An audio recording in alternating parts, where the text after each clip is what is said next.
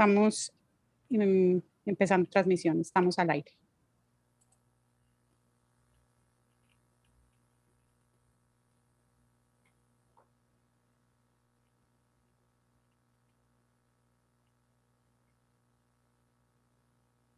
Buenas tardes, bienvenidos y bienvenidas a la Cátedra Abierta Filosofía de la Biología, un espacio de diálogo organizado en conjunto por el Instituto de Filosofía y el Instituto de Biología de la Universidad de Antioquia. Esta cátedra busca ser un espacio de formación para los estudiantes de ambos institutos y una ventana para el público general, para que el público general se nutra de las dinámicas académicas de la Universidad de Antioquia. Les recordamos además que este curso es introductorio, es decir, es un curso introductorio de la filosofía y de la biología y no un ciclo de conferencias sobre avances de la filosofía y de la biología. Antes de empezar, queremos agradecer a la comunicadora del Instituto de Filosofía, Laura Echandía, y al personal de UDA Arroba por su colaboración para organizar y proyectar estas charlas. La Cátedra Abierta Filosofía de la Biología se llevará a cabo todos los lunes, que no sean festivos, a las 2 de la tarde y excepcionalmente 2 martes de junio, el 8 y el 15 de junio. A los interesados en conocer la programación, los temas y las fechas precisas de cada una de las charlas, los invitamos a visitar la página web del Instituto de Filosofía de la Universidad de Antioquia, http://filosofia.uda.edu.co. Allí encontrarán toda la información relacionada con este evento. El día de hoy tenemos la charla La teoría de evolución por selección natural, y esta charla será dictada por el profesor Víctor Hernández Marroquín de la Universidad Nacional Autónoma de México, quien muy amablemente aceptó acompañarnos y compartir con nosotros su conocimiento. Víctor es biólogo y magíster en Ciencias Biológicas de la UNAM, y en esa misma institución cursa su doctorado en Filosofía de la Ciencia. Además, contamos con la compañía de la profesora Cristina López Gallego, Camilo Ramírez, Dubian Cañas y quien les habla, Santiago Arango, quienes los acompañarán en la sección de discusión y de preguntas. Las personas que nos están viendo a través del Facebook Live del Instituto de Filosofía pueden hacer sus preguntas en la caja de comentarios debajo del video. Esto es muy importante. Vamos a tener en cuenta sus preguntas. Y los que nos están viendo por Zoom, les pedimos por favor que hagan sus preguntas en el cuadro preguntas y respuestas. Les rogamos que no lo hagan a través del chat porque allí se pueden perder. En cambio, en el cuadro de preguntas y respuestas, pues las podemos ver, las podemos ir respondiendo y las podemos tener más en cuenta. Les agradezco a todos los que se están conectando y los que se siguen conectando. Y le doy la palabra y la bienvenida al profesor Víctor Hernández. Víctor, bienvenido. Hola, Santiago. Muchas gracias. Muchísimas gracias. Quisiera comenzar, pues, tal cual, agradeciendo por esta invitación para el curso. Por supuesto, a ti, también a Dubiana, a Cristina, a Camilo, por haberme, pues, integrado a las sesiones de este curso. En un tema que verdaderamente puede ser yo diría como uno de los ejes centrales de la filosofía de la biología, pero que además preocupa mucho tanto a biólogos como a filósofos, ¿no? Como decíamos en aquella primera sesión introductoria que teníamos. Y pues bueno, si está bien, puedo comenzar de una vez el contenido, ¿no? De la sesión. Perfecto. Muy bien, entonces compartiré pantalla con una pequeña presentación que preparé para esta ocasión. Ajá. Muy bien. Entonces, muchísimas gracias a quienes nos están viendo y escuchando, sabemos que es interés de ustedes adentrarse en estos temas de, digamos, conceptuales de la biología desde una perspectiva filosófica. Así es que esta presentación que he preparado para ustedes tiene, en efecto, un enfoque pues por supuesto filosófico, pero también abreva de otras perspectivas, como pueden ser la histórica o dentro de la misma biología, ¿no? El tema que nos toca en esta ocasión es la teoría de la evolución por selección natural, que bueno, por supuesto, quienes estén siguiendo las sesiones del curso saben que está, digamos, pensado está pensado como una manera también de cubrir un cierto orden que viene en el libro guía de este curso, pero yo me tomé la libertad de agregar algunas otras cuestiones que dialogan mucho con el contenido de este capítulo que queda asignado para esta sesión, pero que me parece que pueden enriquecer mucho las cuestiones que aquí presentaremos, ¿no? Entonces, la teoría de la evolución por selección natural, muy bien, comenzaré diciendo qué contenido lleva, ¿no?, esta presentación breve. Muy rápidamente hablaremos al respecto de teoría, ¿no? O sea, como si vamos a hablar de teoría, ¿a qué nos referimos con eso? Luego hablaremos de teoría de la evolución, o quizá más bien aclarando que son teorías de la evolución y a qué nos referimos también con eso. Luego pasaremos tal cual a la teoría de la evolución que nos compete, que es aquella que dice que la evolución ocurre por selección natural, ¿no? Finalmente, haremos un muy breve repaso de cómo se encuentra la teoría de la evolución por selección natural hoy. Es decir, porque, bueno, evidentemente sabemos que tiene sus raíces históricas en el siglo XIX, pero es por supuesto un tema que no ha dejado de discutirse, tanto en biología como ahora en filosofía de la biología. Entonces, quizá vale la pena dejar un pequeño panorama de cómo está la teoría en estos momentos. Muy bien. Bueno, al respecto de las teorías científicas, hay muchas maneras de analizarlas, de describir tanto su contenido como su estructura. Yo simplemente voy a tomar esta perspectiva que nos ofrece Rasmus Winter en un texto muy reciente de la Enciclopedia de Stanford de Filosofía. Al respecto de la estructura de las teorías, él nos dice hay 3 visiones que se pueden tener al respecto de una teoría científica: la sintáctica, la semántica y la pragmática. La primera hablaría de los enunciados de la teoría, o sea, lo que estamos diciendo y las relaciones lógicas que tienen esos enunciados. La segunda visión hablaría de modelos matemáticos, y la tercera hablaría de todo eso en un contexto particular, ¿no? O sea, prácticas, valores, las analogías que son usadas para explicar, los ejemplares y el contexto en su mayor sentido. Esto lo presento no para profundizar en ello, sino para decir que en esta presentación vamos a tocar un poco de las 3 cuestiones, ¿no? Quizá un poco menos de la semántica, porque si bien es cierto que hay una parte de la teoría evolutiva que está muy matematizada, ese no será nuestro interés ahora, ¿no? O sea, dado que esta no es una clase de genética de poblaciones o de algún otro campo matematizado de la teoría de la evolución, entonces en ello no profundizaremos, ¿no? Solo hablaremos de cómo en algún punto llegó a esta matematización la teoría. Muy bien. Quizá la otra cosa que valga la pena aclarar y algo que nos sirve como base para todo lo que sigue en la presentación es decir que actualmente la biología reconoce la evolución de los seres vivos como un hecho, ¿no? O sea, porque está sustentado ese hecho, digamos, la afirmación de que es un hecho está sustentada en numerosas evidencias que ya hacen muy difícil postular lo contrario, ¿no? Y que en tanto es reconocido como un hecho, a continuación lo que tenemos es una serie de postulados teóricos para explicar varias cosas al respecto de ese hecho, ¿no?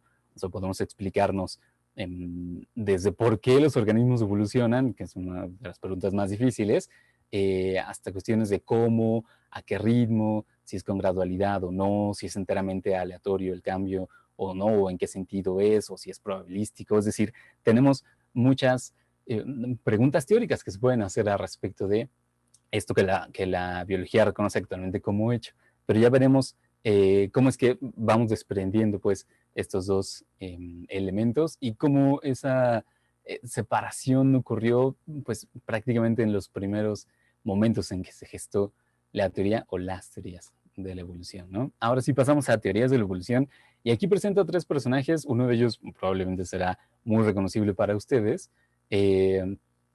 Si ustedes son un poquito más contestatarios al respecto de la biología evolutiva, reconocerán a los otros 2, ¿no? El de la izquierda es Charles Darwin, tenemos en el centro a Alfred Russel Wallace, y a la derecha pongo a Jean-Baptiste Lamarck, reconociendo como quizá digamos que los 3 grandes autores de lo que conocemos ahora como teoría evolutiva, ¿no? La inclusión de Darwin puede ser muy transparente y no necesitaría explicarse, pero la de Wallace y la de Lamarck, quizás sí, me daré unos segundos para hacerlo, ¿no?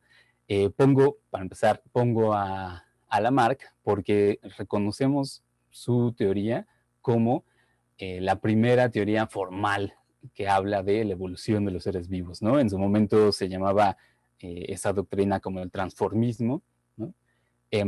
Pero bueno, no es en esencia distinta a la idea de decir que las especies evolucionan, ¿no? Por supuesto que el contenido como tal de su teoría, digamos, ha tenido muchas refutaciones a lo largo del tiempo, pero no deja de ser importante que él es el primer autor que plantea de una manera formal una idea evolutiva propiamente dicha, ¿no?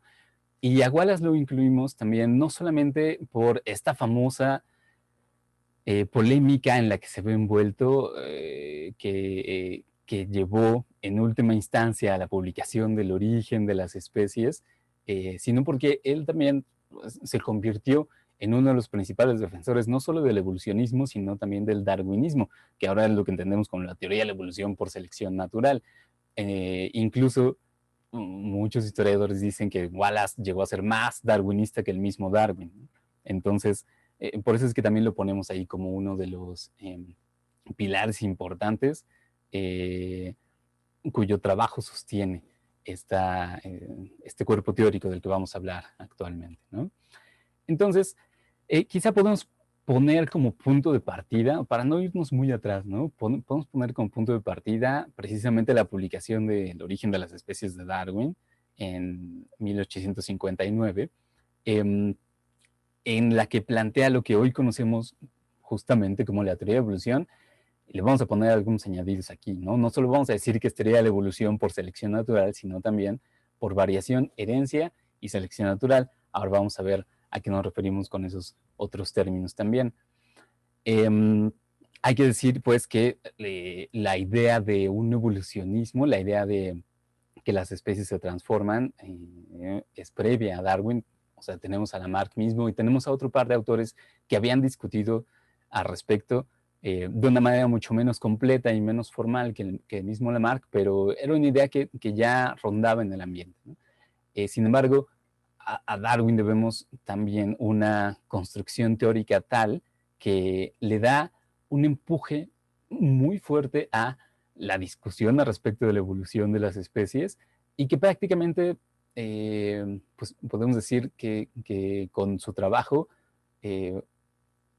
si acaso con Lamarck se pusieron los cimientos, con el trabajo de Darwin se funda, ¿no? Como disciplina la biología evolutiva, ¿no? Esta rama de la biología que se dedica a estudiar la evolución. Sabemos, bueno, es muy probable que conozcamos una parte del contexto en el cual Darwin plantea su teoría, ¿no? Él siendo un naturalista victoriano que en principio pensaba dedicarse quizá a la botánica, se embarca en un viaje por recomendaciones de sus maestros en el famoso barco Beagle, que circunnavega alrededor del mundo. Y en este viaje Darwin hace muchas observaciones, muchos registros, muchas capturas de ejemplares, y después cuando regresa a Inglaterra, con el trabajo que él hace y trabajo conjunto con otros naturalistas con los que tenía contacto, comienza a fraguar su teoría, ¿no? Su teoría de la evolución. Se comenta mucho que Darwin se subió al barco siendo un fijista, ¿no? Que es como se le dice a aquellas personas que defienden la idea de que las especies no cambian, o por lo menos podríamos decir que ya sabía que existían las ideas evolucionistas, pero él no las defendía. Y sin embargo, a lo largo del viaje y sobre todo después al regresar y analizar todas las capturas y los datos que tomó, es cuando comienza a formarse en él este cambio de idea, ¿no? Esta transformación de idea. Darwin también se dedicó mucho y usó mucho como un instrumento de analogía, un instrumento de explicación a la selección artificial, ¿no? Como lo que conocemos como la crianza de animales o el cultivo de plantas, y cómo esa crianza selectiva o ese cultivo selectivo puede dar lugar a variedades. A Darwin le interesaba mucho esto y él mismo, digamos que emprendió muchos proyectos de crianza selectiva, específicamente, bueno, en su mayor parte con palomas. Si ustedes le echan un ojo al origen de las especies, van a ver que hay páginas y páginas que hablan de razas y variedades de palomas.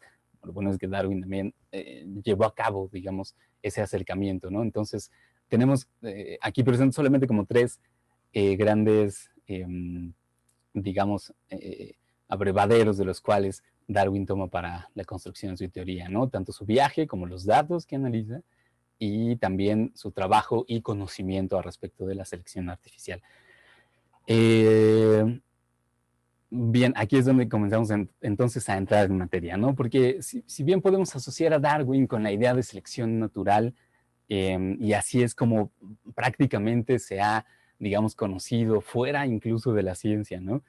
Cuando por alguna razón se menciona a Darwin o al darwinismo, se piensa en esa supervivencia del más apto, ¿no? Que es una especie de paráfrasis de la idea de selección natural, no es enteramente fiel, pero se acerca. Sin embargo, vale la pena aquí hacer una aclaración, ¿no? Que el impacto del trabajo de Darwin no solamente vino por esa idea, sino también por los otros postulados teóricos que estaba proponiendo, y que un filósofo de la biología, que también era biólogo, Ernest Mayr, plantea que realmente lo que Darwin propone en el origen de las especies no es solamente una teoría, sino cinco teorías. ¿Por qué las individualiza de esa manera? Ahora vamos a ver. Pero bueno, la lista que él nos ofrece es esta que pongo aquí, ¿no? En primer lugar, se propone que los seres vivos evolucionan, ¿no? Es decir, que las especies cambian. En segundo lugar, se propone que existe una ancestría común, ¿no? Ya sea entre distintas especies o llevado al extremo entre todos los seres vivos que habitamos en este planeta, que todos provenimos de un ancestro común, ¿no? Que vivió hace eones y eones.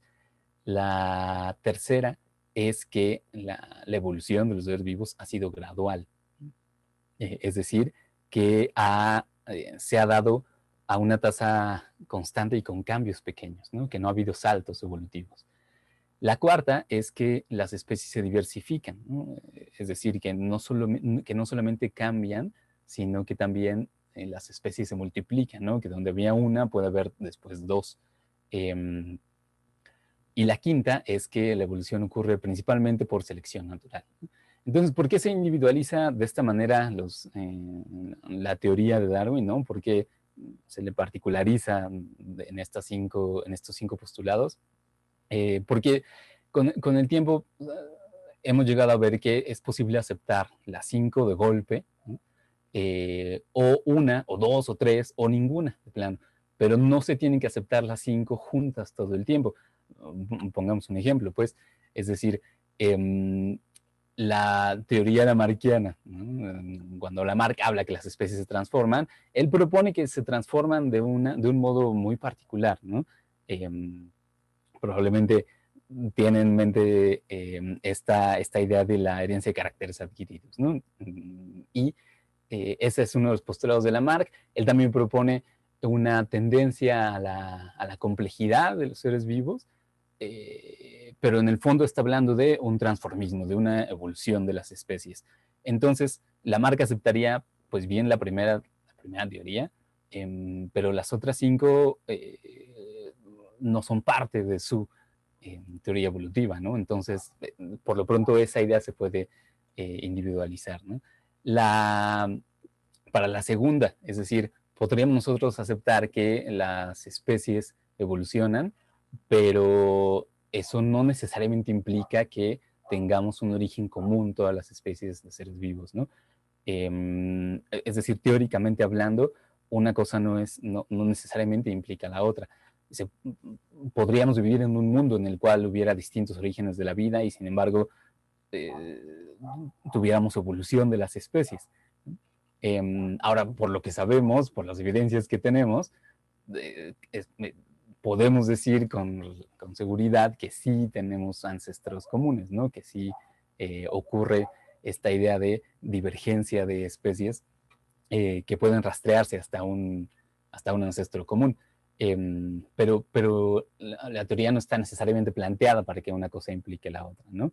Al respecto de la gradualidad de la evolución, es uno de los puntos que más se discuten, que más se han discutido, ¿no? A lo largo de la historia de la biología evolutiva, que se discuten todavía actualmente. Y al discutir ese punto, no necesariamente estamos negando los otros cuatro, ¿no?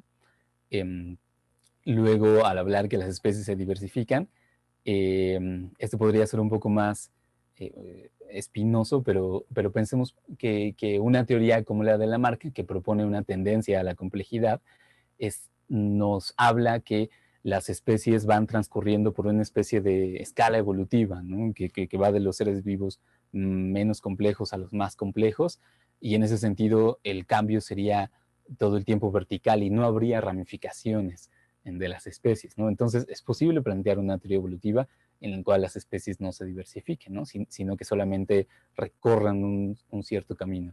Y bueno, la quinta es en la que nos centraremos ahora, ¿no? Que es lo que la evolución ocurre principalmente por selección natural.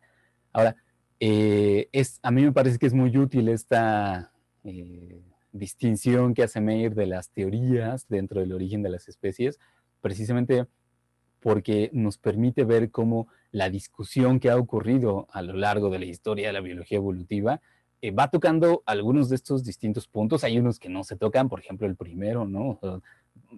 Actualmente presuponemos que los seres vivos evolucionan y partimos de ahí porque tenemos suficientes evidencias para ello. Pero hay otros que siguen en constante discusión, ¿no? Y esa discusión, un poco de la cual les presentaré aquí, digamos, a vuelo de pájaro nada más, ha servido también para enriquecer la misma biología evolutiva. Esto tal vez vale la pena también ponerlo en el contexto de los ataques que recibe la biología evolutiva o la teoría de la evolución desde fuera de la ciencia, ¿no? Que esos ataques presuponen que con negar alguno de estos puntos se niega por completo la teoría de la evolución, cuando vemos que no necesariamente es así, ¿no? O sea, si nosotros negáramos alguno de los elementos teóricos más importantes actualmente, como por ejemplo el quinto, ¿no? Que la evolución ocurre principalmente por selección natural, no necesariamente estamos negando que los seres vivos evolucionen, ¿no? Ni siquiera alguno de los otros postulados teóricos que están contenidos en este gran cuerpo teórico que presenta Darwin originalmente en el origen de las especies, ¿no? Y vamos a ver que varios de estos puntos fueron trabajados con mayor o menor magnitud a lo largo de la historia. Pero bueno, aquí los presento, ¿no? Porque me gustaría que una de las cosas que ustedes se llevaran es precisamente esta, ¿no? Que cuando hablamos de teorías de la evolución, no es que estemos hablando de teorías opuestas, ¿no? No es que estemos hablando de que algunos son darwinistas y otros son antidarwinistas, que sí los hay, pues, pero en el fondo también estamos hablando de esto, ¿no? De que existen, bueno, lo que podemos llamar por lo menos 5 teorías de la evolución y que no necesariamente van junto con pegadas, ¿no? Bien, entonces, ahora sí, al hablar de la teoría de la evolución por selección natural, tenemos estos 3 elementos teóricos que son prácticamente los que permiten que esta teoría exista, ¿no? Es decir, sin estos 3 elementos no podríamos decir nada respecto a esta teoría. Estos 3 elementos son esa teoría. El primero es el de la variación, luego tenemos el de la heredabilidad, y en tercero, el de la reproducción diferencial. solo desarrollamos rápidamente, ¿no? Diciendo que la variación puede ser un concepto tan, digamos, transparente como decir que, bueno, los seres vivos tienen diferencias, o nos podemos ir un poco más a detalle y decir que, bueno, podemos hablar de los seres vivos tienen diferencias en sus rasgos fenotípicos, que es como se suele plantear, ¿no? En la caracterización de estos tres elementos, variación en principio fenotípica. Ahora, esas variantes, algunas de ellas o una parte de ellas o alguna tendencia a presentar esas variantes puede heredarse. Este es el segundo elemento, ¿no? Algunas de estas variaciones se heredan. ¿Okay? Entonces, si nosotros tenemos una población de individuos, una población de seres vivos, son diferentes entre ellos y cuando se reproducen, heredan algunas de esas diferencias a su progenie. Viene aquí entonces el tercer elemento, que es el de la reproducción diferencial, ¿no? Que algunos individuos dejan más descendencia que otros. Y por tanto, y puesto que algunos tienen variantes, bueno, algunos tienen variaciones que son heredables, entonces la frecuencia de esas variaciones aumenta en el tiempo. ¿Okay? Se fijan como aquí no estamos llamándole selección natural como tal a la reproducción diferencial, porque hay una... digamos que hay una aclaración importante que hacer al respecto del concepto de reproducción diferencial para que lo podamos tomar como selección natural. Nosotros hablamos de reproducción diferencial, es decir, algunos dejan más descendencia que otros, ¿no? Y puesto que hay un grado de heredabilidad entre los rasgos de los organismos, entonces algunas variantes serán cada vez más frecuentes que otras variantes, ¿no? Algunas tenderán a desaparecer o se mantendrán en algún equilibrio en el cual la población se mantenga diversa. Pero, ¿cómo sabemos que esa reproducción diferencial le podemos llamar selección natural o no?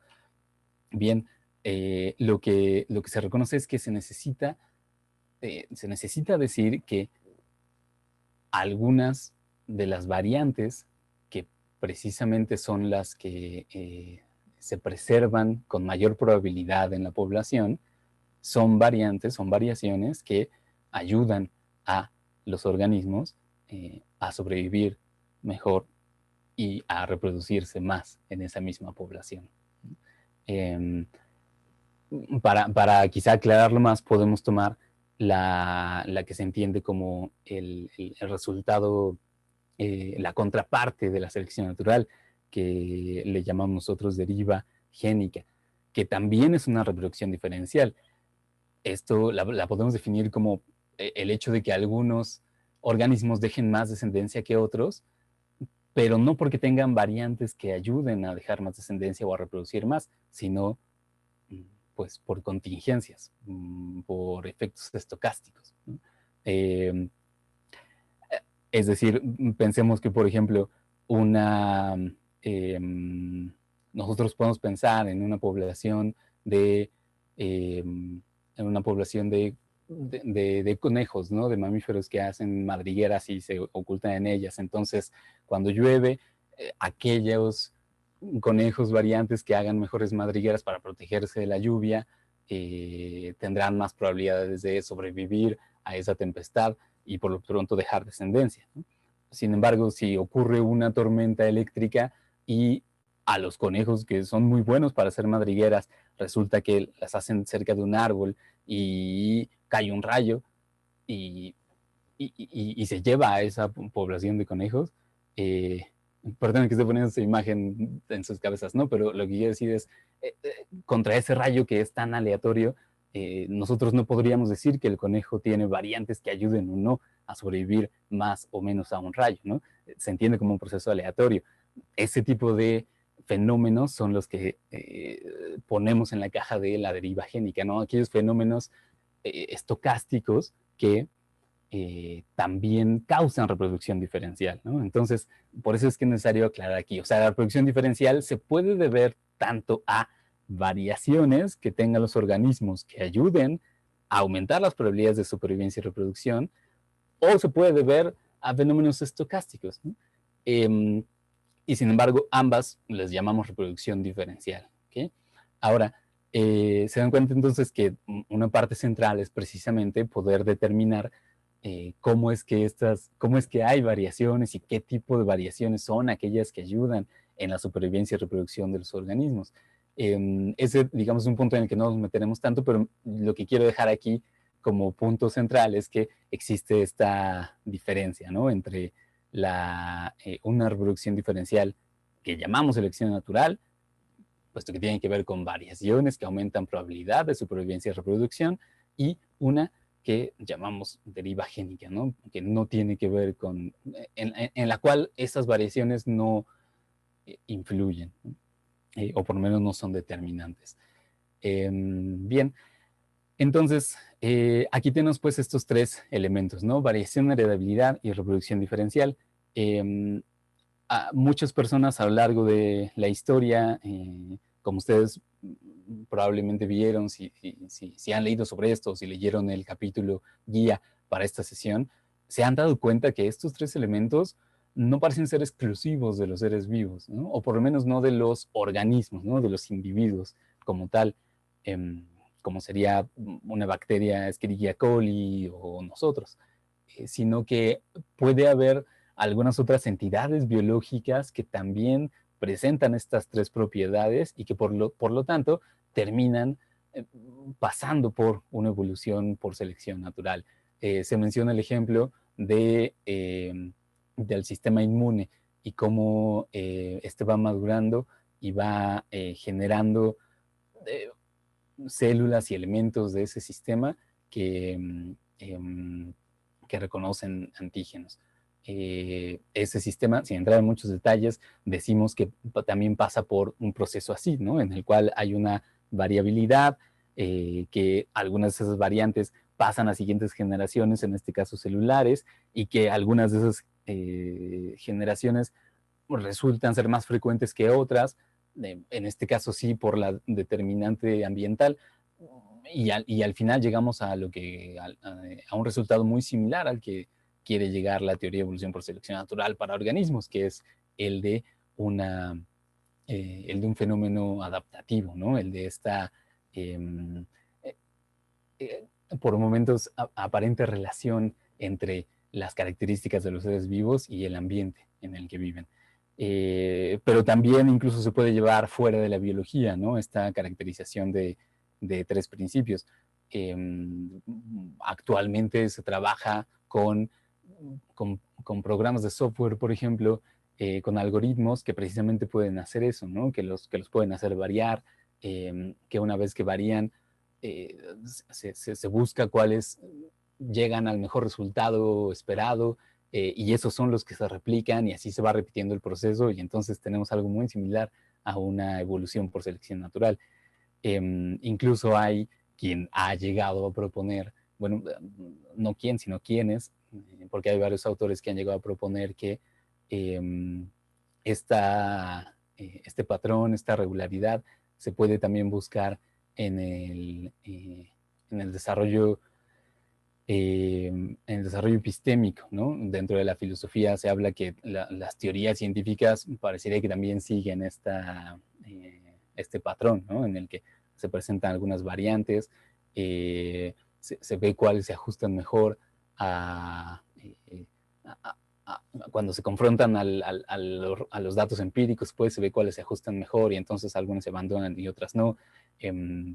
Digamos, es un patrón que, puesto que es tan elemental en este sentido, o sea que no es demasiado complejo, se podría aplicar a otros campos. Por lo pronto, entonces, nosotros nos quedaremos con su aplicación, por supuesto, en la biología, ¿no?, a los seres vivos, y particularmente, bueno, lo pensaremos como en el nivel de los organismos y las poblaciones, ¿no?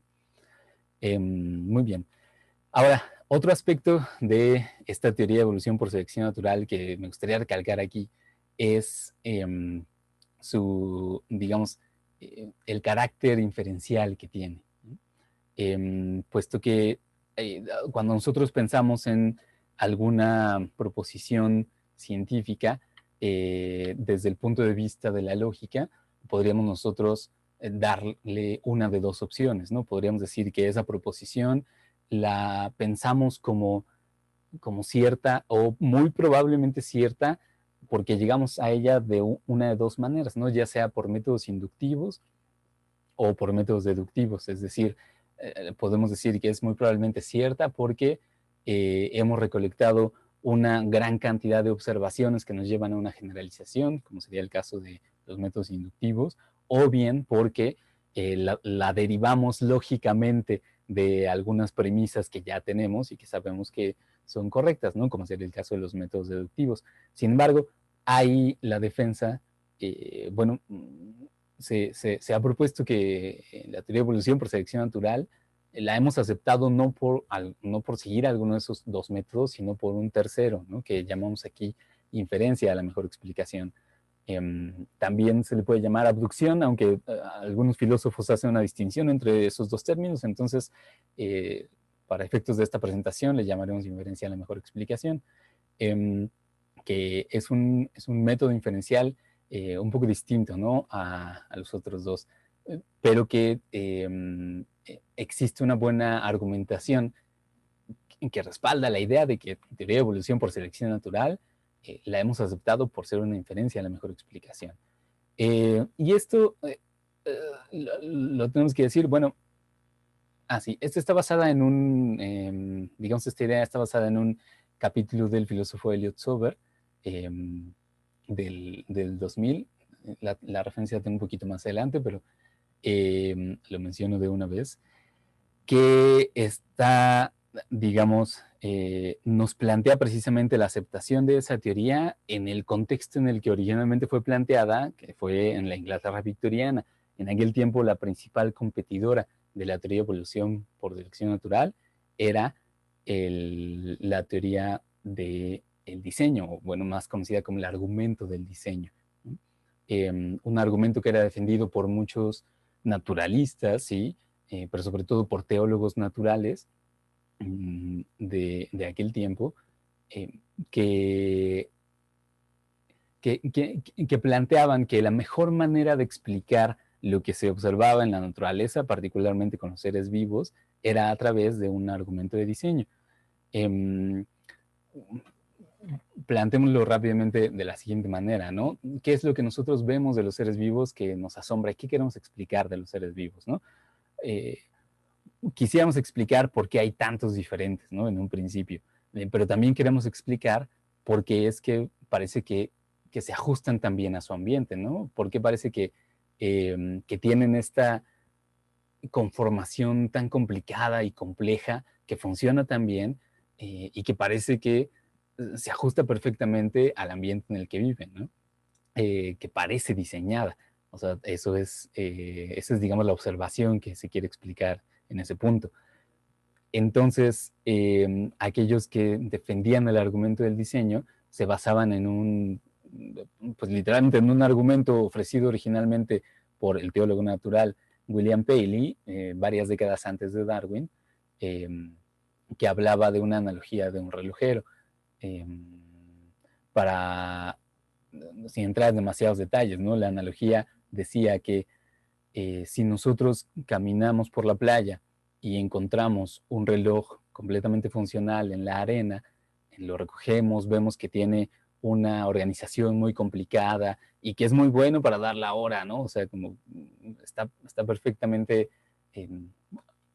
sus partes funcionan muy bien para dar la hora, para esa función que tiene. Entonces, nosotros, para explicar de dónde vino este reloj, podríamos plantear dos posturas muy opuestas, ¿no? Podríamos decir que, bueno, alguien lo diseñó y lo hizo, y lo fabricó, o bien, si no aceptáramos esa idea, entonces diríamos que fue creado por causas naturales. Pero ¿qué causas naturales estaríamos hablando? Pues estaríamos hablando de las fuerzas como la luz del sol, del oleaje, del viento, las mareas, que de alguna manera la conflagración de esas fuerzas naturales, un poco de manera azarosa, habría dado conformación a un reloj, ¿no? Paley dice que esta segunda postura es inaceptable, que es impensable pensar que fuerzas naturales actuando aleatoriamente darían lugar a un reloj, y entonces hace una analogía con los seres vivos. Dice, igual que un reloj, los seres vivos tienen una organización muy compleja y Y además vemos que muchos de sus rasgos están perfectamente adaptados, ¿no? Para vivir en el lugar donde viven. Entonces, tenemos de dos, o aceptamos, o decimos que estos organismos fueron diseñados y creados, o decimos que por fuerzas naturales, actuando al azar, se crearon en algún punto, ¿no? Y a Paley y a todos los que defendían este argumento del diseño, esta segunda postura les parecía enteramente inaceptable. ¿Por qué decimos que esto es precisamente un problema de inferencia de la mejor explicación? Porque estamos hablando de cuál explicación nos parece más plausible para un cierto hecho observado, ¿no? Aquí simplemente pongo como de una manera semiformal la idea de una inferencia de mejor explicación. Decimos que primero observamos un hecho sorprendente, ¿no? Bien puede ser la presencia de ese reloj con su conformación compleja y sus rasgos perfectamente diseñados. Y luego pensamos en alguna ley, principio o fenómeno que pueda producir ese hecho, ¿no? Aquí es donde pondríamos las dos opciones. O bien pensamos en un diseñador que produce ese hecho de reloj, o el de los organismos, o bien pensamos en fuerzas naturales actuando al azar que producen ese hecho. Y entonces la inferencia, el siguiente paso de la inferencia es precisamente ese, decir que aquella ley, principio o fenómeno que produzca ese hecho, muy probablemente es, en efecto, el que lo produjo. Es decir, una vez más, tenemos una observación sorprendente y nosotros decimos, bueno, ¿qué puede explicar esta observación que estamos viendo del mundo, ¿no? Podemos dar varias opciones, pero si llegamos a encontrar una que nosotros digamos, esta muy probablemente produce ese hecho, entonces con la inferencia de la mejor explicación terminamos diciendo, bueno, entonces muy probablemente sí fue ese principio, esa ley o ese fenómeno el que en efecto produjo ese hecho. Si quieren un ejemplo un poco más sencillo y alejado de la biología, si nosotros salimos en un día soleado y observamos el pasto observamos el pasto mojado, la observación puede ser un poco sorprendente, ¿no? Pero nosotros podríamos decir, aunque no los veo aquí, pues probablemente alguien regó ese pasto, ¿no? Y por eso está mojado. Y entonces, si nos parece que es esa la mejor explicación, pues nos quedamos con nuestra observación, ¿no? Aquí piense que la conclusión que sacamos tiene este paréntesis de probablemente ocurra, ¿no? Porque no tiene una garantía lógica, ¿no? Como puede tenerla la deducción. Sin embargo, sí podemos decir que alguna explicación es mejor que otra, de acuerdo a criterios que nosotros mismos nos pongamos. ¿Y cómo se explica, bueno, cómo se aplica esta idea a la teoría darwiniana, ¿no? La pregunta entonces sería aquí, entre un mundo diseñado y un mundo que es enteramente producto del azar, bueno, más bien, pongámoslo de esta manera, ¿no? Tenemos un mundo lleno de seres vivos que tienen rasgos sorprendentes, ¿no? Una complejidad en su organización y están perfectamente adaptados. Ese mundo, ¿cuál de las dos opciones, cuál de las dos explicaciones para explicar este mundo que vemos es mejor, ¿no? O si quieren verlo de otra manera, ¿qué es menos sorprendente, ¿no? Pensar que hay un diseñador o pensar que se crearon por fuerzas enteramente aleatorias de la naturaleza, ¿no? Les digo, para los teólogos naturales, defensores del argumento del diseño, era muy evidente que tenían que rechazar esta. Pero lo que nos propuso Darwin es una tercera opción, ¿no? Una tercera explicación, que no es ninguna de esas dos y que resulta ser mejor todavía, ¿no? Los dos puntos clave que nos ofrece Darwin en su teoría son estas dos observaciones, ¿no? Que los seres vivos no tienen un ajuste perfecto con el ambiente, ¿no? A pesar de que parezca que existe esta perfecta adaptación de los rasgos con el ambiente en el que vivimos, lo cierto es que desde un punto de vista de diseño, los seres vivos podríamos tener muchos problemas de diseño, ¿no? O sea, si nosotros nos ponemos a observar y a buscar podemos encontrar muchos casos donde se hablaría de un diseño imperfecto de los seres vivos. Podemos tan solo pensar en nosotros mismos, ¿no? En que tenemos, por ejemplo, tenemos órganos como un apéndice que si bien podría tener algunas funciones por lo que se ha visto, pero en muchas personas causa problemas, ¿no? Yo mismo experimenté esos problemas en mi juventud y me lo quitaron. Entonces, para un diseñador puede decir, bueno, ¿para qué existe ese apéndice? ¿No? Tenemos muchos rasgos vestigiales que también se podría pensar que son una imperfección de diseño. Y tenemos algunos rasgos que parecerían imperfección de diseño, pero al final lo que vemos es que se explican mejor precisamente por el hecho de que están compartidas entre especies, ¿no? Que es la segunda observación. Si ustedes quieren observar una imperfección directamente, podemos pensar en el punto ciego de la visión humana, que en un ejercicio muy rápido los puedo invitar a que lo hagamos juntos, ¿no? Es decir, el ojo está conformado de tal forma que los nervios ópticos se unen en un punto en el que no hay receptores visuales. Entonces ahí se genera un punto ciego. Y nosotros lo podemos ver. Si ustedes cierran su ojo que no es dominante y estiran su brazo con el dedo índice vertical, así como, no sé si estén viendo mi cámara, ¿no? Pero así como yo lo estoy haciendo, estiran su brazo y su dedo índice hacia arriba y fijan la vista en un punto y luego comienzan a mover su dedo hacia la derecha, va a llegar a un punto en el que ese dedo pierda la punta, ¿no?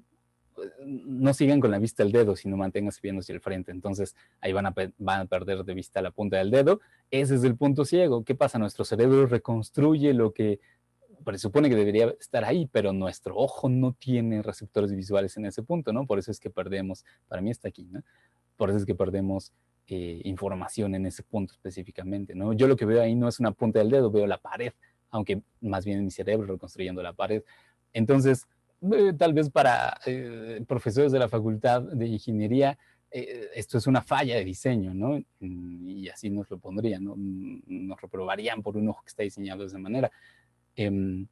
Pero al hacer Darwin esta observación, ¿no? Al decir que hay imperfecciones, que además están compartidas entre las especies, plantea un mundo un poco distinto, ¿no? Ahora el mundo que se tiene que explicar es precisamente un mundo en el cual tenemos, sí, organización compleja y rasgos que parecen estar perfectamente adaptados, pero no lo están, son rasgos un poco imperfectamente adaptados que funcionan bien, y tomando en cuenta ese mundo, ¿cuál de las dos explicaciones es mejor?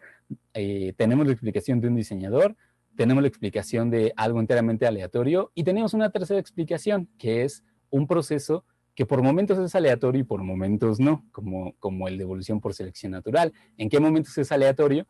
Cuando se produce variabilidad. ¿En qué momentos no es aleatorio?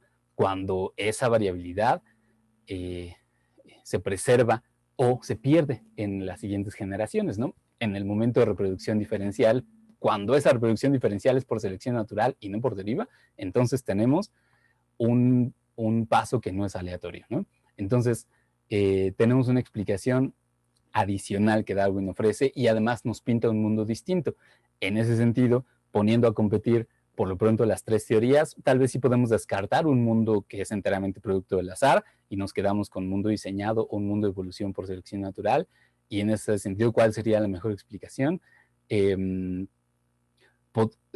podría decir, bueno, un mundo imperfecto, ¿no? Un mundo con seres vivos con imperfecciones podría todavía ser resultado de un diseñador, pero ese diseñador tendría que ser no tan bueno diseñando, lo cual puede ser inaceptable para algunas doctrinas teológicas, ¿no? Al hablar de un diseñador divino, o tendríamos que hablar de un diseñador que deliberadamente puso imperfecciones ahí para que nosotros pensáramos que están evolucionando, pero cuando empezamos a tratar de pensar en las razones o motivos de este diseñador, entonces entramos en un terreno metafísico y ya no es parte de la ciencia.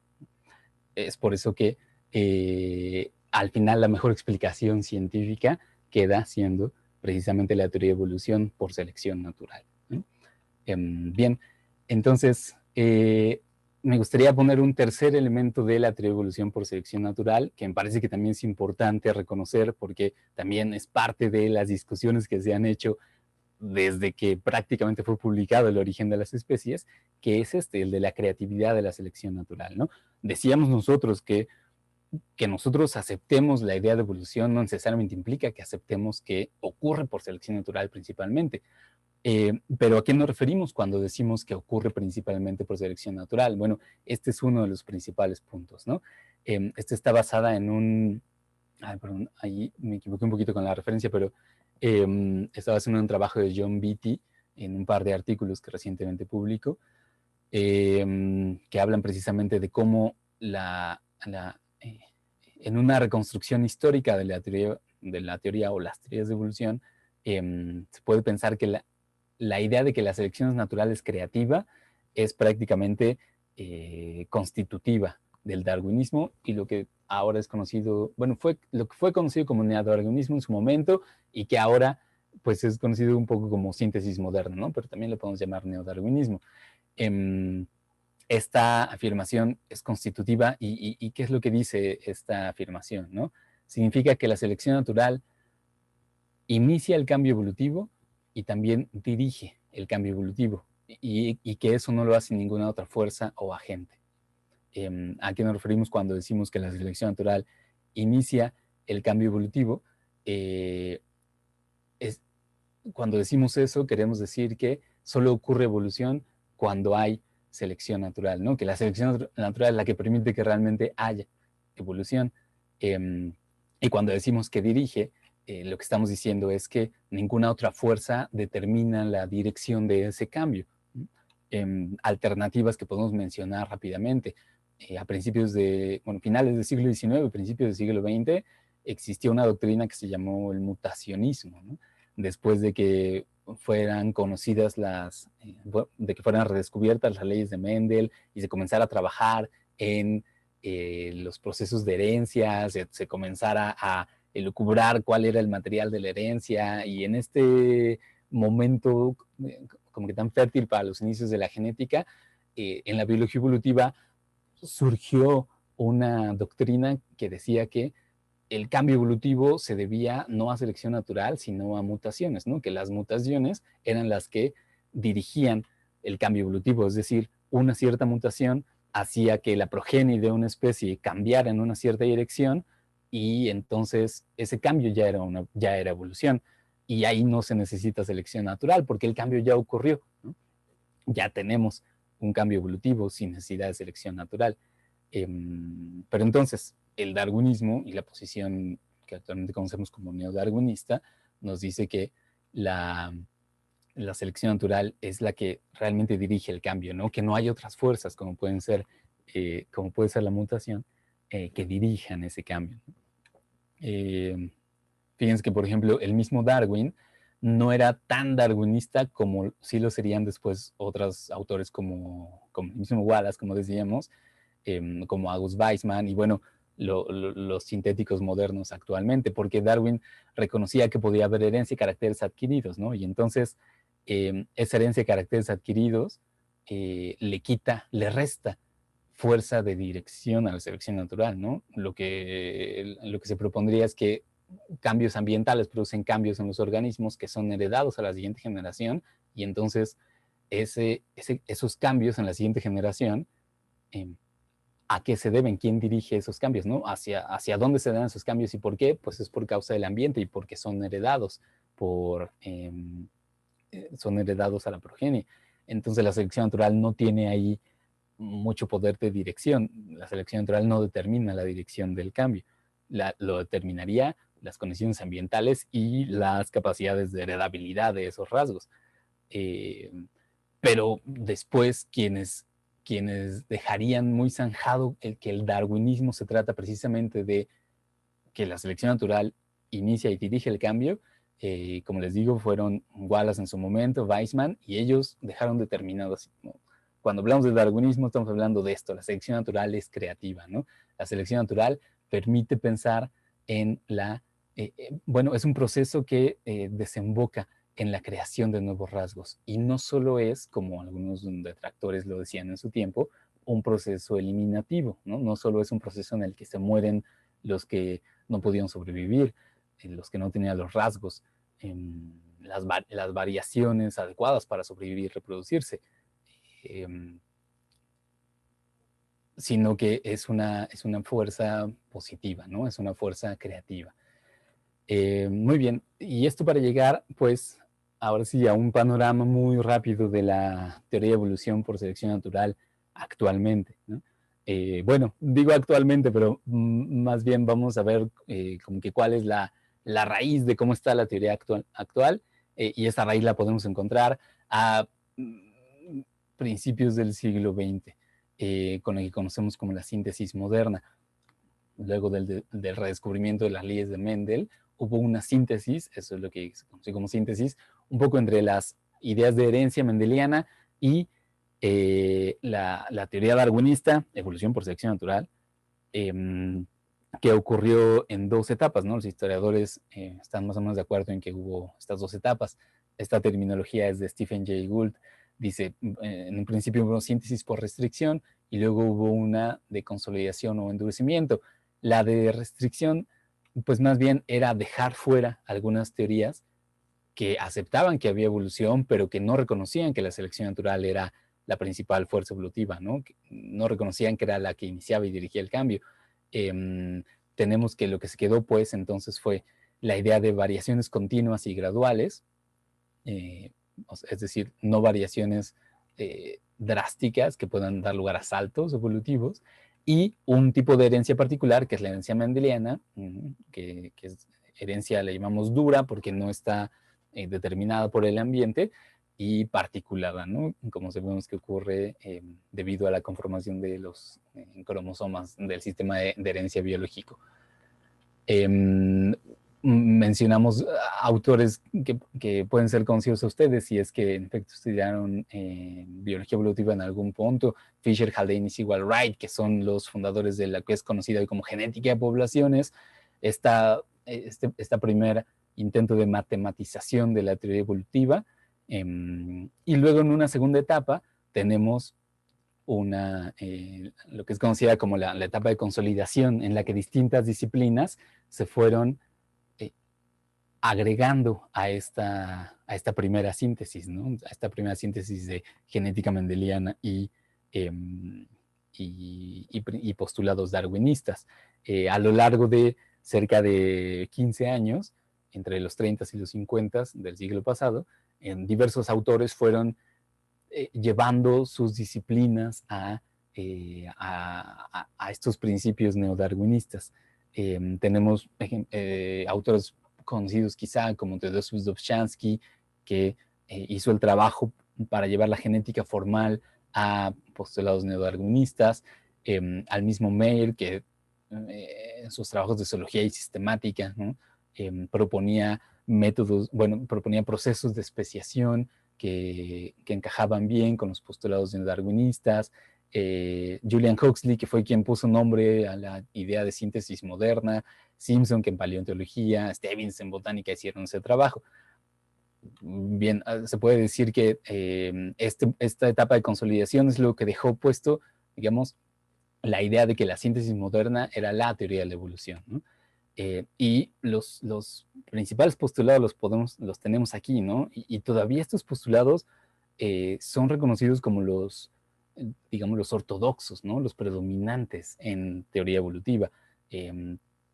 Un poco más adelante hablaremos que hay una polémica contemporánea y un lado de la polémica defiende precisamente estos postulados. Fíjense cómo decimos, la selección natural es el principal mecanismo evolutivo y el único que produce adaptación, este ajuste entre ambiente y organismos. La evolución es gradual, ¿no? Y se explica satisfactoriamente en términos de pequeños cambios genéticos y recombinaciones. Y en función del ordenamiento de esta variación genética por medio de la selección natural. Y el tercero es que tenemos una introducción del concepto poblacional. Pensamos en las especies como agregados de poblaciones aisladas reproductivamente y que eso nos puede llevar a que los mecanismos esos fenómenos evolutivos se pueden explicar con los mecanismos genéticos conocidos actualmente, como con la evidencia observada por los naturalistas, ¿no? Aquella evidencia que fue recolectada no tanto en laboratorio, sino en el campo. Ahora bien, ya para entrar un poco más contemporáneamente, o sea, podemos decir, bueno, se ha hecho una caracterización de la síntesis moderna desde este punto de vista, en el que se habla de un cierto, bueno, se usa una categorización propuesta por el filósofo Imre Lakatos, en que nos habla de un núcleo duro de la teoría que estaría aquí en variación, herencia y selección natural, y luego de una expansión que es precisamente lo que aporta la síntesis moderna, ¿no? Tenemos una idea de variación genética no determinada en la idea de mutación, herencia mendeliana, genética de poblaciones, una idea de contingencia, de especiación y tendencia. Y lo presento de esta manera porque vamos a ver que nos es útil. A mediados, bueno, más bien en los años 70, 80 del siglo XX, hubo también algunas polémicas al respecto de la síntesis moderna, ¿no? De estos postulados que les presentaba. Tenemos aquí algunos personajes, rápidamente mencionaré, ¿no? Paleontólogos como Niles Eldredge y Stephen Jay Gould proponían la idea de equilibrio puntuado, ¿no? Que, bueno, tiene muchos elementos, pero uno de los principales que más chocaba con la idea en síntesis moderna es que a la escala de las especies la evolución no era gradual, sino que da saltos, ¿no? Choca directamente con el postulado gradualista. Tenemos a la pareja de Moto Kimura y Tomoko Ota involucrados en el desarrollo de la conocida como teoría neutral de la evolución, que lo que nos dice es que a nivel molecular las variaciones son explicadas mejor por efectos estocásticos y no por selección natural. Es una negación de que la selección natural ahí es el principal mecanismo evolutivo. Y tenemos también el ejemplo de Lynn Margulis, que nos habla en su teoría de la simbiogénesis, que la selección natural no necesariamente es la principal fuerza, sobre todo en el momento de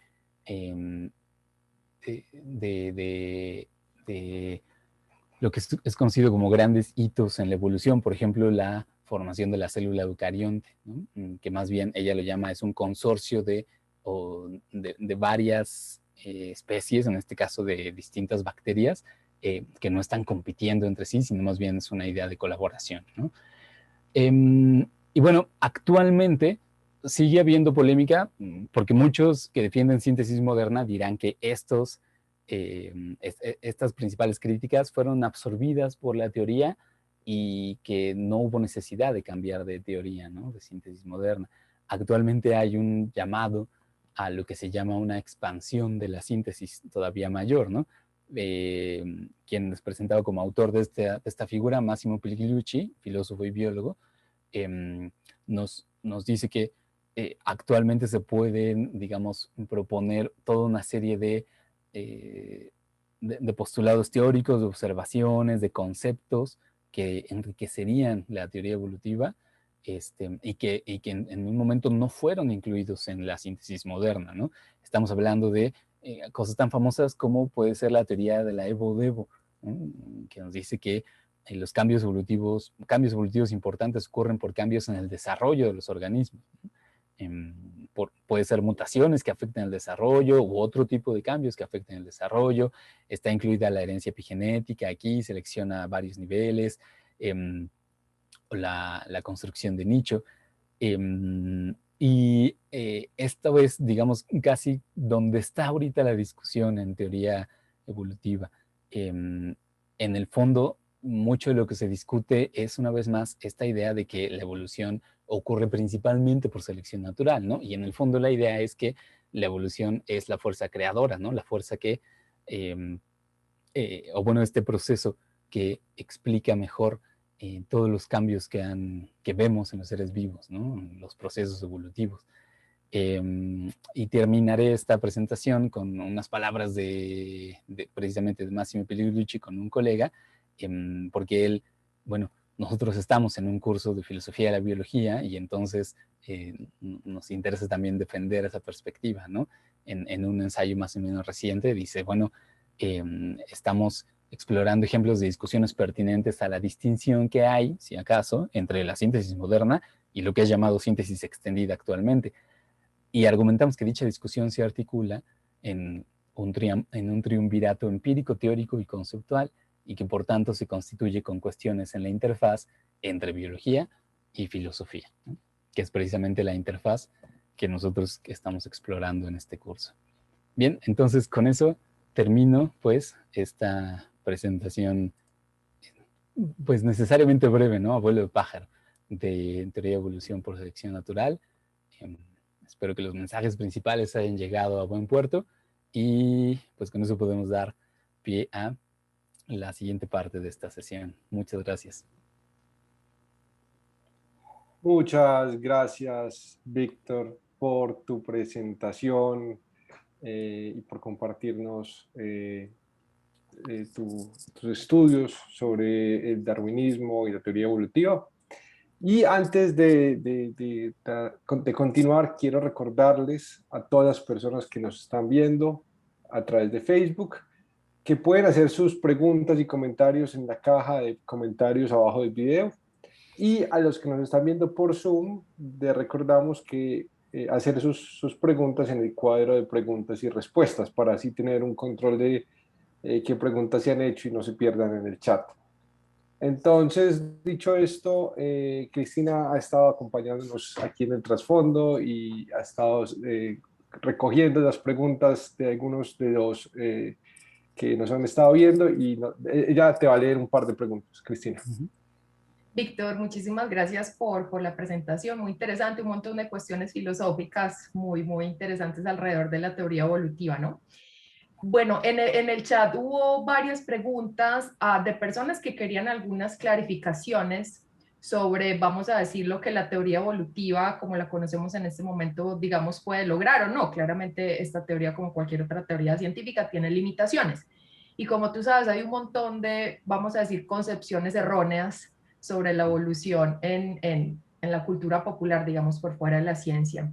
Entonces había una pregunta, por ejemplo, que acerca de cambios evolutivos en Homo sapiens, ¿no? Creo que hay una concepción errónea en muchas personas que tiene que ver con que los humanos no evolucionamos, ¿no? Como que nosotros estamos por fuera del efecto de la evolución. Entonces, pues la pregunta no era exactamente esa, la pregunta era cómo son, pues qué tipo de cambios son los cambios que han sucedido en el Homo sapiens, si eran cambios evolutivos o son cambios solamente ambientales, ¿cierto? Entonces, de todas maneras, yo quería que tú aportaras ahí. ¿Hay evolución en el Homo sapiens, sí o no? Sí, sí hay. Bueno, claro, o sea, haciendo honor a que esta es una sesión de filosofía también, decimos que depende cómo definamos evolución, ¿no? Pero, Bueno, sí. o sea, en la concepción incluso más sencilla de evolución, pensemos en aquella que Darwin usaba, ¿no? Él decía que evolución era descendencia con modificación. Y en esta definición tan laxa, entonces nosotros decimos, si nosotros tenemos hijos y esos hijos son diferentes a nosotros, pues entonces ahí tenemos ya evolución, ¿no? Ahora quizá queremos dar una idea mucho más contemporánea de evolución. Una de las definiciones más resistentes al tiempo actualmente es la que precisamente propuso Dobzhansky y grupo cercano a él durante la consolidación de la síntesis moderna, ¿no? Evolución era pensada como un cambio en la frecuencia génica en una población, ¿no? Es decir, que tenemos le sacamos una fotografía a la poza génica de una población en un tiempo y luego en un tiempo 2 vemos otra vez esa fotografía y si ha cambiado la frecuencia de las variantes génicas de un tiempo 1 a tiempo 2, entonces podemos hablar de evolución. Y bajo esa conceptualización, pues también podemos decir que los seres humanos hemos evolucionado, ¿no? Porque si tomáramos una fotografía de la diversidad genética de los humanos que había en este planeta hace 10.000 años, ¿no? Que ya había humanos, ya había Homo sapiens, y vemos cómo está la de ahorita, va a ser muy diferente, ¿no? Va a haber variantes nuevas, va a haber variantes que se han perdido, van a estar distribuidas de distinta manera, ¿no? Incluso, bueno, no sé con cuánta resolución podríamos hacer esa distinción, ¿no? Pero tal vez hace 100 años también podría ser diferente, ¿no? Si nosotros incluso nos concentramos en una población humana en particular, también se le pueden hacer estudios de cómo ha cambiado su diversidad genética, ¿no? La distribución de sus variantes genéticas a lo largo del tiempo. Entonces, sí. Y si quisiéramos ejemplos más específicos, o sea, que nos convenzan un poco más, porque tal vez quienes preguntan eso tienen en mente la idea de que evolución más bien sería la aparición de nuevos rasgos biológicos, ¿no? Tal vez. Entonces, si quisiéramos convencer a esas personas de que los humanos hemos pasado por ese tipo de cambios también, entonces nos asomaríamos a dos ejemplos muy particulares. Uno es el de la tolerancia a la lactosa en los humanos, ¿no? Que sabemos que tiene una base genética, porque aquí hay unas personas que tienen una cierta variante de un cierto gen que permite que consuman leche durante la adultez sin que tengan problemas digestivos, ¿no? Yo no tengo esa variante, de tal manera que, o sea, ahorita mi café no tiene leche y en general no tomo productos con demasiada lactosa. Pero esa variante génica se ha podido, se ha estudiado mucho, y en principio se ha visto que la base genética proviene, bueno, está presente en muchas poblaciones humanas, en varias regiones de África, de Medio Oriente y en Europa. Parece que se rastrea a 5 mutaciones que ocurrieron paralelamente, ¿no? En distintos momentos, pero digamos que 5 mutaciones aleatorias han llevado a la aparición de estas variantes. Y también se ha podido rastrear cómo esa variante se ha distribuido a lo largo del planeta conforme se han movido los humanos, ¿no? En ese planeta. O sea, en muchos países latinoamericanos tenemos un componente genético europeo por nuestra historia, pues, como pueblo, y entonces hemos recibido esa variante genética. Bueno, esa variante genética está presente, ¿no? En cierta proporción en nuestra población. Y esa variante, pues, o sea, no está presente en el 100% de los humanos, pero sí en varios. Y es una variante que pues, permite un nuevo rasgo, ¿no? El rasgo de consumir lácteos durante la adultez. Tenemos ese ejemplo y uno muy similar con humanos con poblaciones humanas que han vivido durante mucho tiempo en altitudes grandes, ¿no? Es decir, como puede ser en los mismos Andes, ¿no? O en las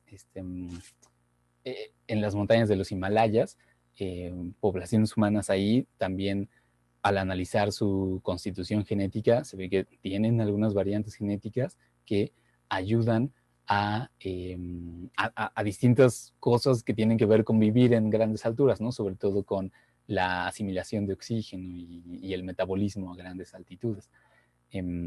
Esas variantes sí están muy localizadas en estas poblaciones que viven a esas grandes altitudes, pero son dos ejemplos, ¿no? De cómo sí ha habido cambios.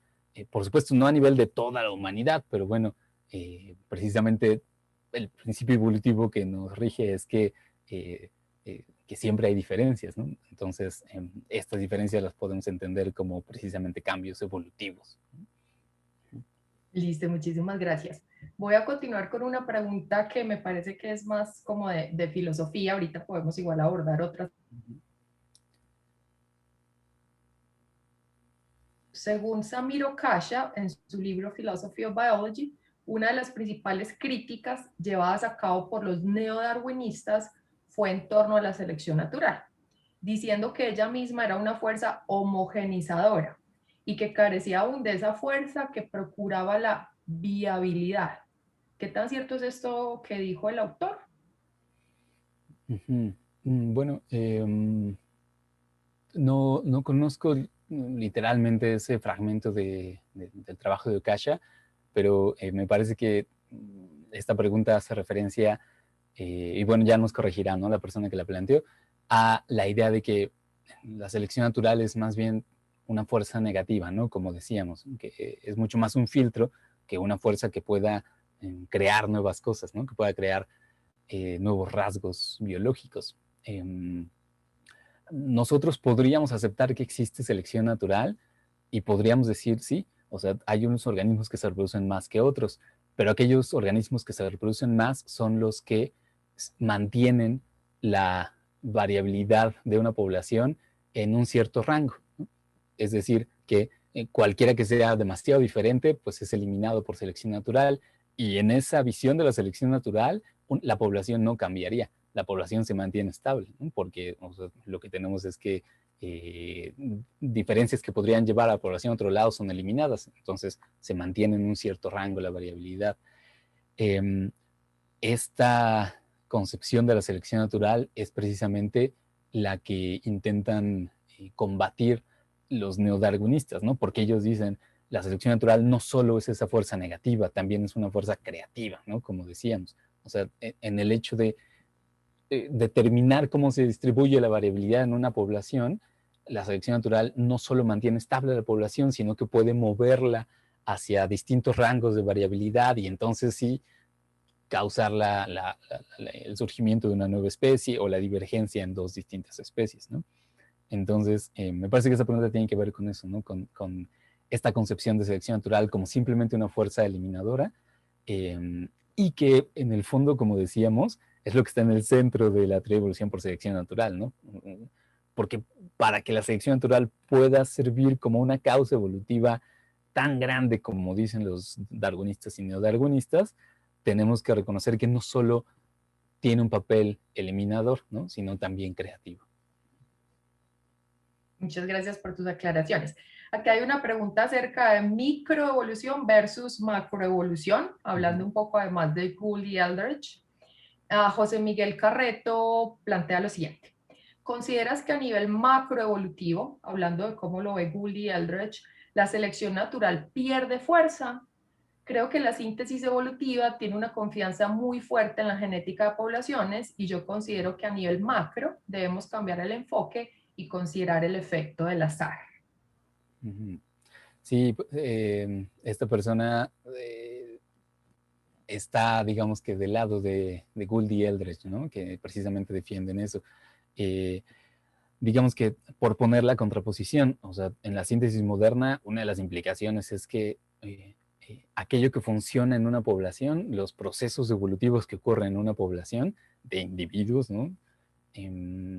Se pueden extrapolar a tiempos y a escalas mayores, ¿no? De tal manera que la microevolución es extrapolable a la macroevolución, ¿no? Esa es precisamente la idea que quieren atacar Gould y Eldredge.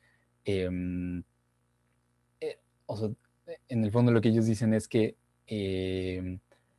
no se puede, digamos, extrapolar de manera tan directa los procesos de genética de poblaciones dentro de una población de individuos a los procesos que veríamos en una evolución a gran escala, que es como quedan registrados en el registro fósil, precisamente.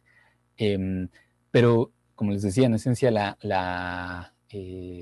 como que el principal punto de disenso es si acaso, digamos,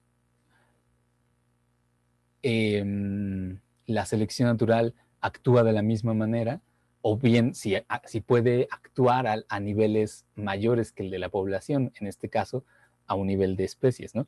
La idea de Gould y Eldredge la explicaron de diferentes maneras en distintos puntos, pero se puede quizá destilar en que llega un punto en que tenemos distintas especies que serían el equivalente a variantes en una población, y esas especies terminan por competir entre ellas y entonces una resulta más, más favorecida, ¿no? Una termina por preservarse respecto a las otras y las otras terminan por extinguirse, ¿no? Entonces parecería que hay como un proceso de selección natural a esa escala, ¿no? A la escala de las especies. Ahora bien, ¿qué tipo de proceso puede haber que sea aleatorio a esa escala, ¿no? Porque por ahí va también esta pregunta. El mismo Gould, no estoy tan seguro si Eldredge, pero por lo menos Gould sí, y varios que simpatizan con sus ideas, han propuesto la idea de que hay ciertos momentos en la historia de la vida que son resultado de procesos estocásticos donde no hay más, ¿no? Donde no podríamos explicarlos por selección natural u otra cosa. Y el ejemplo más, digamos, catastrófico, si lo queremos ver así, es el famoso de la extinción de finales del Cretácico. ¿Cómo podrías la vida haberse adaptado a la caída de un meteorito, ¿no? En ese punto? Entonces tenemos un fenómeno enteramente aleatorio que cambia la dirección de la historia de la vida, o sea, altera por completo la biodiversidad y por lo pronto lo que viene a continuación. Y ese es un fenómeno aleatorio, ¿no? Y por supuesto, ese actúa, pues se podría decir casi a nivel de especies, porque los que se extinguen son muchas especies, ¿no? No es que algunas terminan por sobrevivir y evolucionar, como fueron un grupo de dinosaurios, ¿no? Que evoluciona también en aves, pero es un fenómeno aleatorio, ¿no? Completamente impredecible. Y Gould era muy defensor de que había momentos en la historia de la vida, o sea, momentos en la evolución, que tenían este carácter contingente, que era como les llamaba. Gracias, y un montón de temas interesantes. Bueno, tenemos otros 10 minutos aproximadamente para preguntas, entonces parece que algunas se nos van a quedar por fuera. Estamos dándole prioridad como a las de preguntas de corte más filosófico. Santiago tiene también preguntas de la gente que está participando en Facebook. Santi. Sí, gracias, Cris. Voy a tratar de englobar en una sola pregunta varias preguntas que se han ido iterando, porque hay varias personas con preguntas similares. Hay una que surgió en Facebook de Andy Moya y dice: ¿cómo explica la teoría de la selección natural la conducta del ser humano? Esta pregunta se podría relacionar con otra que nos hace Carlos Soto por aquí por Zoom, que dice: hola, para la psicología y las ciencias psicológicas, ¿qué nos serviría aprender más sobre los temas tratados hoy? Entonces, básicamente es también relacionada con qué nos enseña la teoría de Darwin sobre la psicología. Y hay otras también relacionadas. Bueno, y esa también se podría relacionar con la última que nos hace por aquí Andrés Bedoya, que se aleja un poco, pero tiene relación, que dice: en algún momento puede haber una nueva especie humana. Víctor, 3 preguntas bien complejas aquí para ti. Muy bien, en 30 segundos, así de... no, bueno, pensando en la primera, ¿no? Como que nos puede ayudar la biología evolutiva a ciencias del comportamiento, de la conducta, psicológicas. No me atrevería a dar digamos, como un diagnóstico de la utilidad en este momento, porque no es mi campo, pero sí quisiera, digamos, que ofrecer una perspectiva que tiene que ver con cómo caracterizamos la teoría hace poquito, ¿no? Nosotros decíamos, una parte esencial de la teoría es la variación y los procesos que la generan, ¿no? Otra, la heredabilidad de estas variantes producidas. Y la reproducción diferencial, bueno, vemos que es materia de debate, ¿no? Pero pensando en los primeros dos, digamos que tendríamos que reconocer que las variaciones en comportamiento, en conducta y la manera en que estas se heredan no se restringen a los sistemas biológicos, como puede ser el genético, que son en los que está basada la teoría que no habla de humanos, ¿no? Por decirlo de otra manera. Es decir, si se entiende que las variaciones genéticas no tienen dirección, que no están determinadas por el ambiente, sino que se les dice que son aleatorias, lo cierto es que las variaciones de conducta y de comportamiento pueden tener otro tipo de naturaleza, ¿no? No necesariamente son igual de aleatorias, ¿no? De la misma manera, la manera en que se heredan los rasgos de comportamiento psicológicos o de conducta, pues no necesariamente se heredan de la misma manera que otros rasgos biológicos, ¿no? Como rasgos fisiológicos, por ejemplo, o morfológicos. Entonces, para hacer una aplicación de la teoría a cuestiones como el origen de la conducta, rasgos psicológicos o cognitivos, tenemos que tomar en cuenta eso, ¿no? Cómo es que estos dos elementos tan centrales, como la variabilidad y la herencia, cuál es la naturaleza de esos elementos en el ámbito de lo psicológico y de lo conductual. Y la segunda, si podemos hablar de una nueva especie humana, pues es la misma respuesta que la pasada, ¿no? Depende que digamos como especie, ¿no? Pero bueno, si tomamos la definición de la síntesis moderna de una población de individuos que pueden reproducirse entre sí y dejar descendencia fértil, parecería que todos los cambios que han ocurrido desde que tenemos los primeros fósiles de Homo sapiens ya como tal hasta ahora, no han evitado que tengamos, que nos podemos cruzar entre nosotros y tener descendencia fértil, ¿no? Entonces, no parece que seamos una nueva especie. Y en el futuro llegará a haber, creo que sería un despropósito hacer predicciones evolutivas, ¿no? Porque como es tan contingente, lo dejaría allí. Muchas gracias, Víctor. De Gracias. todas maneras, quisiera agregar que precisamente sobre el tema de la evolución psicológica y la teoría de la selección natural, ha habido una gran discusión, una serie de avances.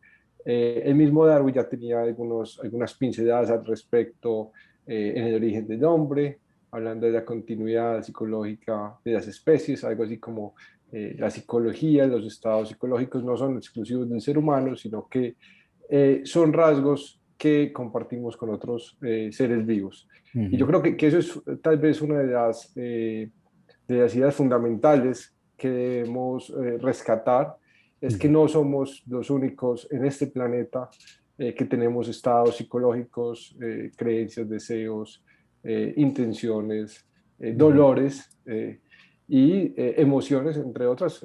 Darwin también habla mucho de las emociones. Entonces, yo creo que esa sería una de las formas de responder a esta pregunta. Y obviamente dirigir pues a dos campos que se desprenden de esta idea, que es uno, pues la sociobiología, que fue, digamos, una disciplina ya un tanto desacreditada, pero pues que igual tuvo un impacto importante en las discusiones filosóficas del siglo XX. Y otra es la psicología evolutiva, que precisamente se trata de entender la mente como un producto evolutivo de los organismos para adaptarse al medio ambiente. Entonces yo creo que esa sería una forma de complementar tu respuesta. No Sí, sé, buenísimo, no sé gracias. si en estos 2 minutos que nos quedan, Cris, tengamos alguna pregunta así que podamos despachar rápido. Dale, pues creo que sí, aquí hay una que todavía no hemos despachado de Ana Carolina Cardona. Ella, dado que tú tenías ahí a Lynn Margulis en tus fotos, Víctor, ella está preguntando que en dónde se podría ubicar la teoría de endosimbiosis con respecto a la selección natural o la síntesis moderna. Sí, es muy buena pregunta. Como les decía, hubo muchos intentos de los, llamémoslo así, ¿no? Los sintéticos modernos de captar estos posibles desafíos, ¿no? Uno de ellos precisamente el de la teoría a grandes rasgos le llama simbiogénesis, ¿no? Lynn Margulis, o específicamente hablando de la célula eucarionte, la teoría endosimbiótica. Y lo que se puede plantear como una especie de integración de esa idea a la síntesis moderna, es decir, que este consorcio, esta asociación de distintas células, que se sabe, pues tenemos evidencia, ¿no? De que, por ejemplo, la mitocondria o los cloroplastos tienen rasgos que nos hacen pensar que en algún momento, bueno, que pertenecían a algún linaje de bacterias, de procariontes, y que se asociaron con otros y terminaron siendo este consorcio eucarionte. Esa variación se puede considerar una variación nueva, ¿no? Y que puede entrar en el proceso de selección natural como cualquier otra variante. Es decir, aquellos organismos que eran de vida libre, tal vez, o más bien, el consorcio era una variación que aumentaba probabilidades de supervivencia y de reproducción, ¿no? Entonces, como que se podría llevar muy, muy directamente, ¿no? Esta idea de endosimbiosis a un esquema de síntesis moderna. Margulis no era tan adepta a que se hiciera este paso, ¿no? Este paso teórico, porque ella en el fondo lo que proponía es que el surgimiento de consorcios era un surgimiento de variabilidad que la síntesis moderna no había considerado, ¿no? Y en cierto sentido será una variabilidad que podía conducir la dirección de la evolución hacia nuevos caminos. En esta idea de que si la selección inicia y dirige, y que eso es el centro de todo, lo que Margulis defendía es que no siempre dirige. Hay momentos donde la asociación, la simbiosis, crea variantes nuevas, y eso es lo que determina la dirección de por lo pronto, algunos ciertos caminos evolutivos, ¿no? Creo que lo podría dejar ahí. Sí, le recomendaría a Ana Carolina la obra de Captando Genomas, se llama, que escribió precisamente Margulis con su hijo, Dorian Sagan, ¿no? Que está traducida al español y debe estar por allí disponible. Muchas gracias, Víctor. Muchas discusiones interesantes. Sí. Excelente. Muchas gracias, Víctor. Agradecemos a Víctor nuevamente por su presentación y también agradecemos a todos los que nos están viendo a través de Zoom o el Facebook Live del Instituto de Filosofía de la Universidad de Antioquia.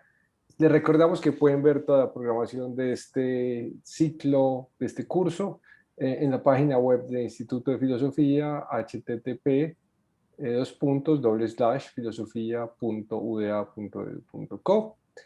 Nos vemos la próxima semana, el próximo lunes 12 de abril, en el mismo link de Zoom o por el Facebook Live del Instituto de Filosofía. Ese día tendremos la charla sobre críticas a la teoría de evolución de Darwin a cargo del profesor Sergio Hernán Orozco del Instituto de Filosofía de la Universidad de Antioquia. Muchas gracias a todos y todas por su atención y nos vemos la próxima semana. Chao, que estén bien.